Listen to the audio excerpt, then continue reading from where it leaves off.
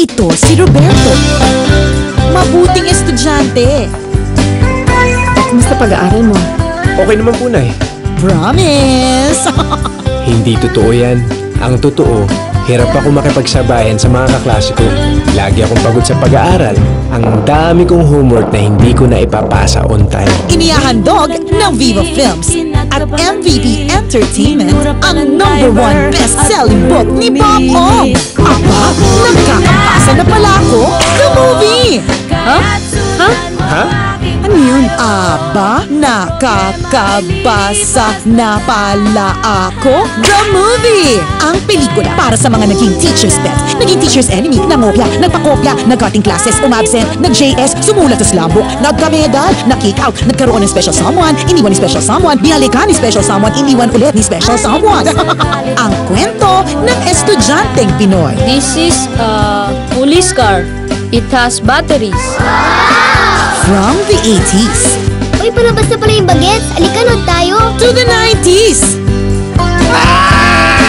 to the 2000s and beyond. Makakahanap ka rin ng taong makakapagpasaya sa'yo. I did. Kaso lang, iba yung gusto niya eh. Bob Ong's Aba, nakakabasa na pala ako. The movie. Starring Jericho Rosales as Roberto Ong. In short, Bob Ong. Ba't di mo sinabi sa akin nandito siya? Kanta niya, no?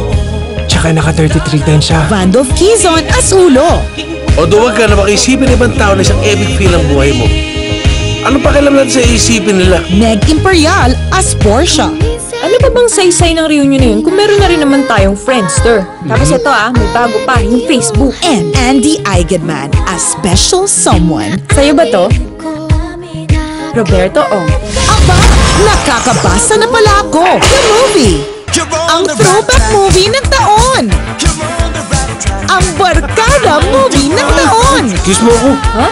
Stress ako eh. Nakakabukla kayo. Ang feel-good movie ng taon. Ibig sabihin nito, nasuko na ako sa pangarap kong mapagraduate ka sa kolehiyo. Ang everything movie ng taon. Okay, class, we shall dance and sing. When you're happy and you know it, clap your hands. Directed by Mark Mayley. Stand up, everybody. Ang baho, ano ba yun?